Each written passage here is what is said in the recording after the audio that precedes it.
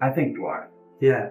But now you're going to mention guitarists I don't know, I bet. Nothing whatsoever to do with the band. I knew what I wanted to do, and I knew exactly how to go about doing it. Jimmy Page is At 82, Jimmy Page just revealed what we all feared. He built one of the most powerful bands in the history of recorded music, then spent the next 50 years almost never explaining himself. He has outlived his drummer, outlasted his own myth, and sat quietly inside a Gothic mansion in London while the rest of the world argued about who he really was. Now, in a string of recent interviews given as he approaches his mid-80s, Jimmy Page has started talking in a way he never used to. About addiction. About regret. About the darkest chapters of his own story that fans have whispered about for decades. This is not a rumor and it is not a leak.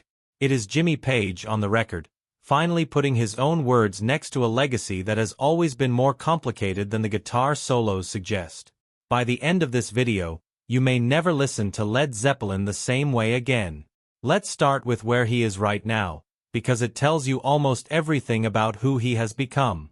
Jimmy Page turned 82 on the 9th of January 2026. He has not released a new studio album since 1998's Walking into Clarksdale with Robert Plant, and he has not toured as a headline act in years, yet he remains one of the most honored musicians alive. He was made an officer of the Order of the British Empire for his charity work supporting street children in Brazil through Action for Brazil's Children Trust.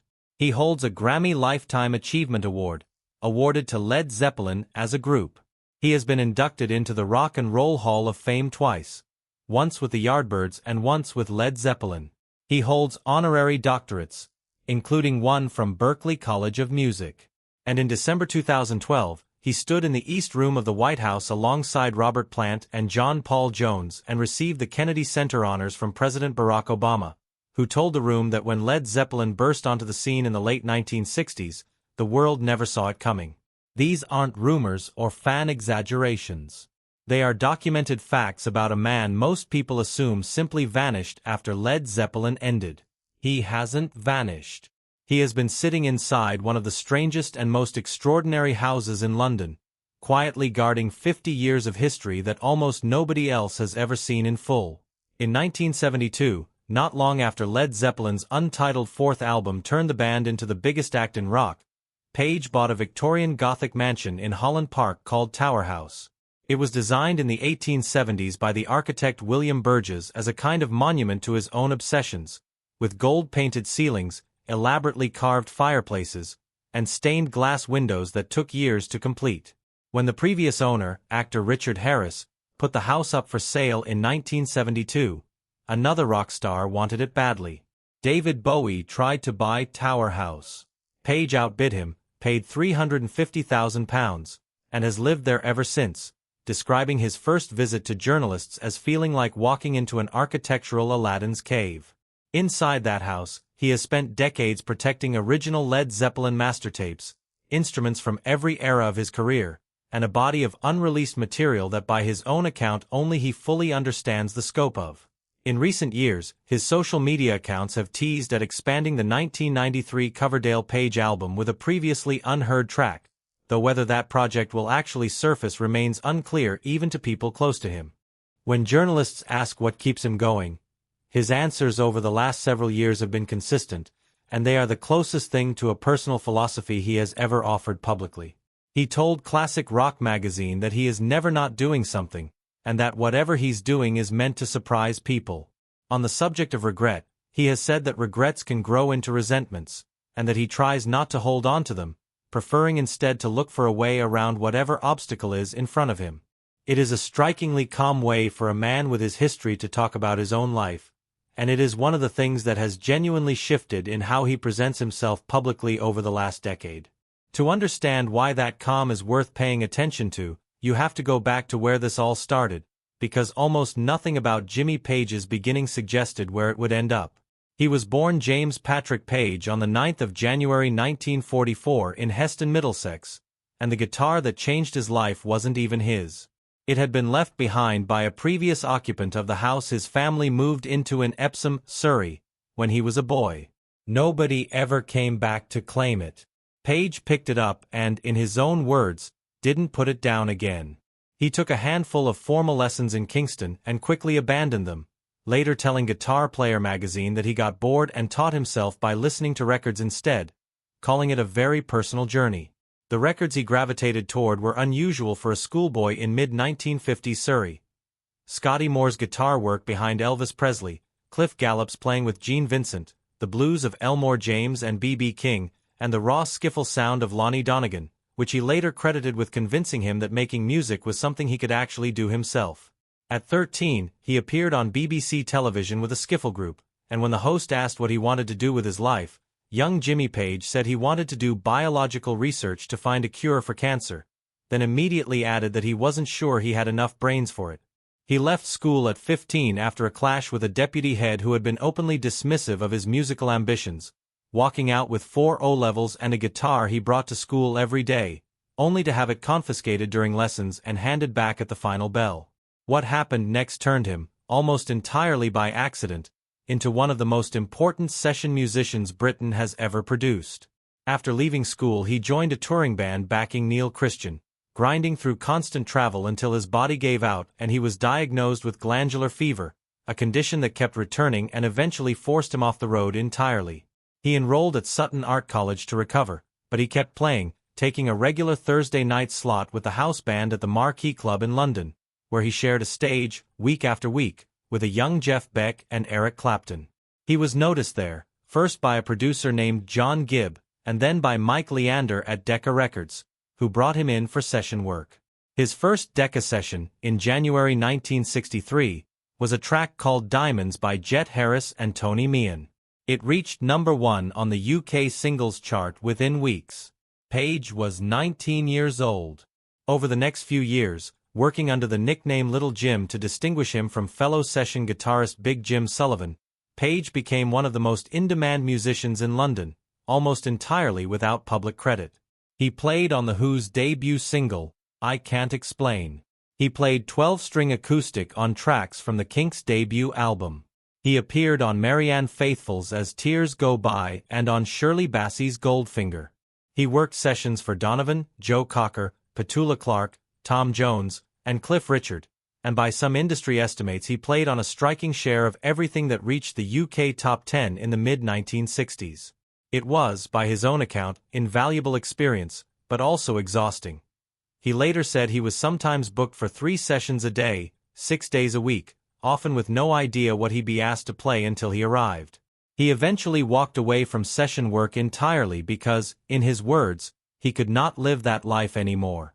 1 week after he quit, the Yardbirds called. He didn't join immediately. When Eric Clapton left the Yardbirds in 1964, Page was offered the spot first and turned it down out of loyalty to Clapton. When the position opened again after Clapton's departure the following year, Page turned it down a second time and recommended his childhood friend Jeff Beck instead. It wasn't until 1966 that Page finally joined, initially playing alongside Beck in a short-lived twin guitar lineup that lasted only a few months before Beck left the band. That same year, a session at Advision Sound Studios brought Page together with Beck, John Paul Jones on bass, Keith Moon on drums, and Nicky Hopkins on piano to record an instrumental Page had written called Beck's Bolero. The session led to serious talk of forming a supergroup, and during that conversation, Keith Moon reportedly joked the whole thing would go over like a lead balloon, while John Entwistle offered his own version of the phrase, like a Led Zeppelin. It stuck in Page's memory for years. When the Yardbirds dissolved in 1968, Page inherited the band's name and its unfulfilled tour commitments, and set out to build something new almost from scratch. His first choice for a singer, Terry Reid, turned the job down because he'd just signed a solo deal, but Reid pointed him toward a young vocalist working the Midlands club circuit named Robert Plant. Page tracked Plant down to a performance at a teacher training college in Walsall in July 1968, where Plant was singing to a nearly empty room, and afterwards simply told him he thought they should get together. Plant recruited his friend John Bonham on drums, a harder sell than Page expected, since Bonham had other offers and his wife was reportedly skeptical the new project would actually go anywhere. After watching Bonham play live, Page said he knew instantly he'd found the right drummer, later recalling that he had never seen anyone quite like him. John Paul Jones, who had built a strong reputation as a session bassist but had grown tired of studio work, reached out to Page directly after his own wife spotted a newspaper item about Page's plans, and Page said yes without hesitation. All four men played together for the first time in a small rehearsal room beneath a record shop in Soho in August 1968. Manager Peter Grant changed the spelling from Led Zeppelin to Led Zeppelin, dropping the A, reportedly to stop American DJs from mispronouncing it. By December, they were playing their first shows in the United States. What Page built from there was not just a band, it was a machine, and he designed almost every piece of it deliberately. All 9 of Led Zeppelin's studio albums reached the top 10 on the American charts, 6 of them hit number 1, and the band sold somewhere in the range of 200 to 300 million records worldwide, with several albums achieving diamond certification, one of the rarest honors in the recording industry. Led Zeppelin 4 alone has sold more than 37 million copies. Stairway to Heaven was never released as a single, and yet it became the single most requested and most played song on American rock radio for the entire decade of the 1970s. In 1974, at the height of their commercial power, the band launched its own label, Swan Song Records, giving them full creative control over their music, their artwork, and their release schedule. Manager Peter Grant had also negotiated a touring arrangement giving the band roughly 90% of concert revenue, a figure so far outside industry norms at the time that it permanently altered how artists and promoters split concert income going forward. Page has talked about the intensity that built that empire with unusual bluntness. In a 2003 interview with Q magazine, he described recording 2 of the band's albums, Presence and In Through the Outdoor, in just 3 weeks each, saying that when he needed to be focused, he was completely focused, and that doing something like that requires being entirely on top of it. That focus came at a cost that the band's mythology has never fully hidden. In 1977, midway through a stadium tour of America, Robert Plant's 5-year-old son Carrick died suddenly at home in England. The remaining tour dates were cancelled immediately, and the band didn't return to the road for 2 years. By most accounts, Plant was never quite the same afterward. Then, on the 25th of September 1980, John Bonham was found dead at a house Page was renting in Windsor, Berkshire, after a day of extremely heavy drinking. He had asphyxiated in his sleep. He was 32 years old. Page later told People magazine that in the aftermath he couldn't even look at his own guitar, because it was so tied to the band, and that his playing in Led Zeppelin represented the best of what he had, something he felt could never be matched again. When the Yardbirds dissolved in 1968, Page inherited the band's name and its unfulfilled tour commitments, and set out to build something new almost from scratch. His first choice for a singer, Terry Reid, turned the job down because he'd just signed a solo deal, but Reid pointed him toward a young vocalist working the Midlands club circuit named Robert Plant. Page tracked Plant down to a performance at a teacher training college in Walsall in July 1968, where Plant was singing to a nearly empty room, and afterwards simply told him he thought they should get together. Plant recruited his friend John Bonham on drums, a harder sell than Page expected, since Bonham had other offers and his wife was reportedly skeptical the new project would actually go anywhere. After watching Bonham play live, Page said he knew instantly he'd found the right drummer, later recalling that he had never seen anyone quite like him. John Paul Jones, who had built a strong reputation as a session bassist but had grown tired of studio work, reached out to Page directly after his own wife spotted a newspaper item about Page's plans, and Page said yes without hesitation. All 4 men played together for the first time in a small rehearsal room beneath a record shop in Soho in August 1968.